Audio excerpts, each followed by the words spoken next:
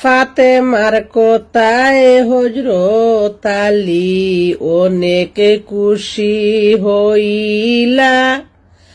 আনার কিনতে হযরত আলী গেলা বাজার চলিয়া। আল্লাহুম্মা সাল্লি আলা সাইয়্যিদিনা মুহাম্মাদ। বাজার থেকে হযরত আলী একটা আনার কিনিলা। হায়রে আনার কিনে হযরত আলী বাড়ির পথে দিলা রুয়ানা। আল্লাহুম্মা সাল্লি আলা সাইয়্যিদিনা মুহাম্মাদ। আসমানের মধ্যে ফেরেশতারা করতেছেন আলোচনা। হায়রে দয়াল নবীজির সাহাবীরা দান সদকায়ে কমিনা।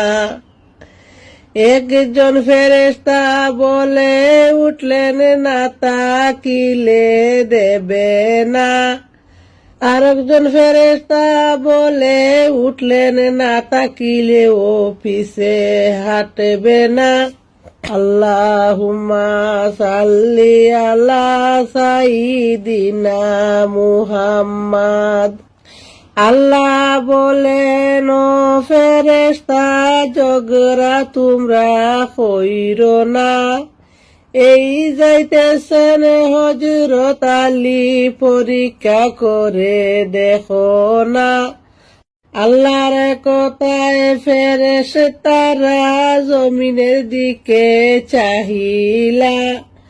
চাইয়া দেখেন হযরত আলী বাড়িতে যান গো চলিয়া। আল্লাহুম্মা সাল্লি আলা সাইয়্যিদিনা মুহাম্মাদ। আলীর রাস্তায় একজন ফেরেশতা ভিক্ষুক সেজে বসিলা। হায়রে আলীর কাছে কোনো কিছু খাওয়ার চাইয়া বসিলা। আল্লাহুম্মা সাল্লি আলা সাইয়্যিদিনা মুহাম্মাদ। 7 দিন হলো আমার কাছে খাওয়ার কিছু নাই রে নাই। 7 দিন আমার হয়ে গেল খিদায় আমি মরে যাই। তোমার কাছে থাকলে খাওয়ার আমায় একটু দিয়ে যাও।